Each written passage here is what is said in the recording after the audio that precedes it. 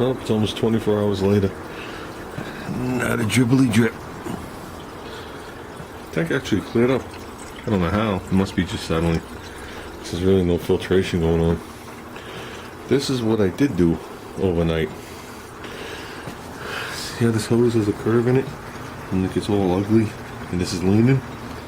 I ordered myself a bunch of 90s. So the hose will be cut. There'll be a 90. Hose can lay nice. Another 90 down. But this is what we're gonna do. We've been talking about this. Okay. This tank will house fish. It will house reef and coral. Okay.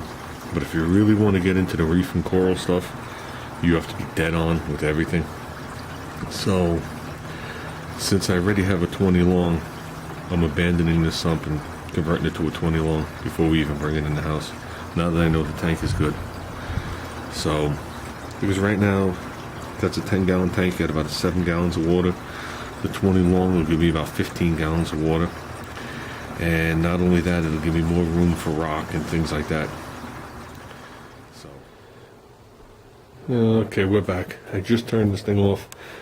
This thing ran, I guess, 3 days straight on a drip from it.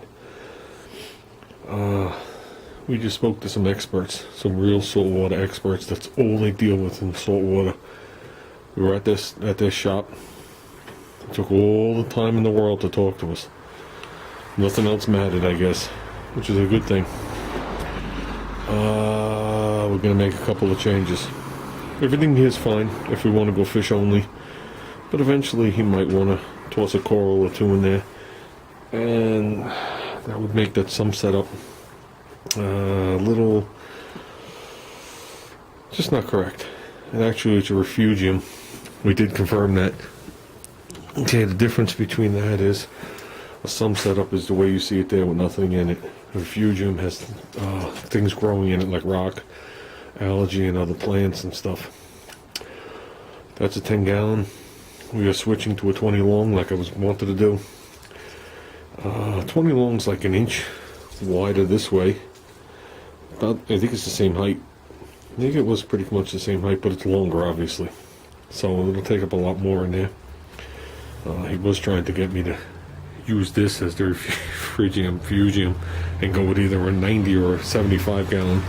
75 is identical to this. 6 inches wider this way. That would be a whole new project thing. We're not doing that.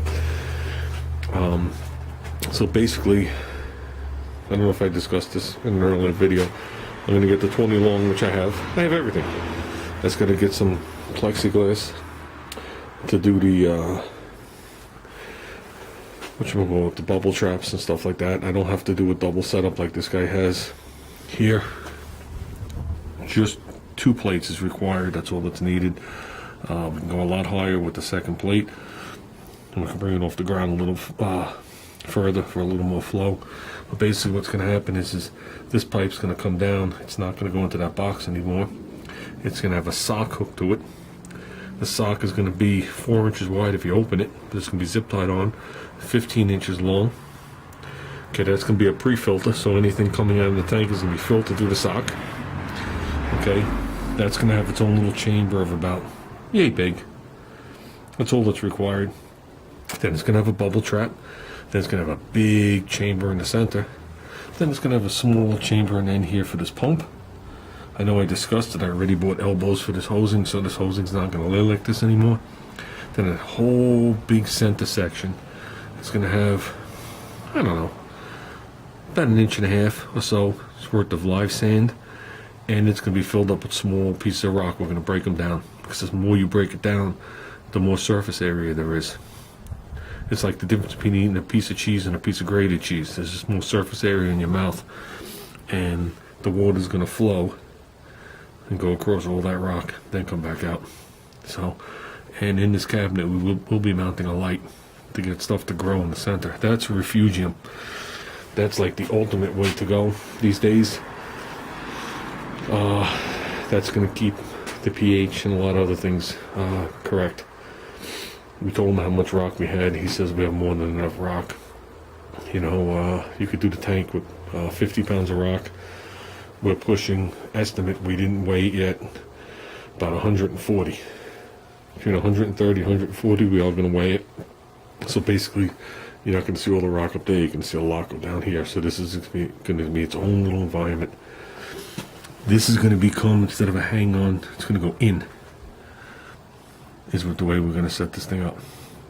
So, I might hang it on, but I'd like to just swing it, move it on. This bracket here comes around with the two squeeze things. You spin that, then this whole unit sits in the water. And it'll take up more area. Okay, at least the bottom of it will. The top doesn't really take up much. The bottom of it will. But by doing that, I can move it from here to even with the door. Okay, so Junior could just reach in and do the collection cup. Now that the tank's going to be longer, or it's going to be a little too far over this way, which you could easily do. But this way, if anything goes awry with it, it'll leak into the tank.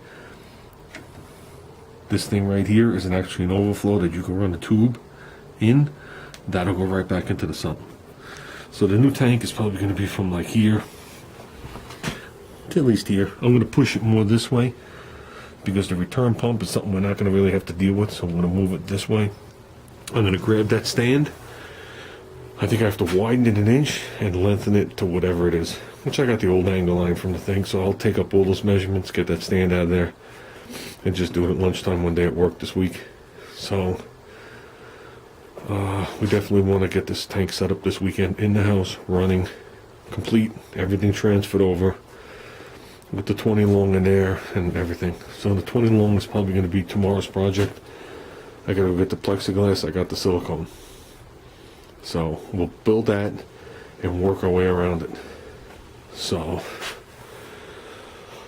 oh man, definitely learned a lot from this guy. Looking at all the setups they had going on. They only deal salt water, period. They do have a website. Actually, when we talked to him yesterday and today. Yesterday, he was leaving to go help somebody with a sick fish. So they're definitely into it.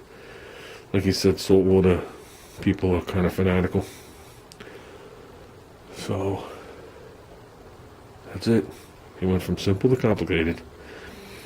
But once it's all up and going, this thing's going to be pretty much, it's going to maintain itself, which is really a good thing. But now I see the difference in when you hear somebody say, oh, it's salt water, it's complicated. It gets complicated when you want to put coral in. If you just want to run fish, you don't even need this. You just need something to push the water and rock. As long as you're pushing the water across the rock grows its own algae and bacteria, filters out the ammonia and the nitrates and nitrite, whatever it is, purifies the water, and you're set to go. But we want to be a step ahead of that for the future. That might be 6 months to a year before our coral actually makes it in this thing, because you have to run this thing and you have to keep checking that pH, and if it starts to fluctuate, you got to find out why. And when you get the system up right and everything right, then you could start putting the coral in there.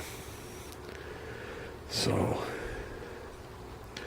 like I said, you're going to see this thing in the house by the end of the week. Today's Tuesday.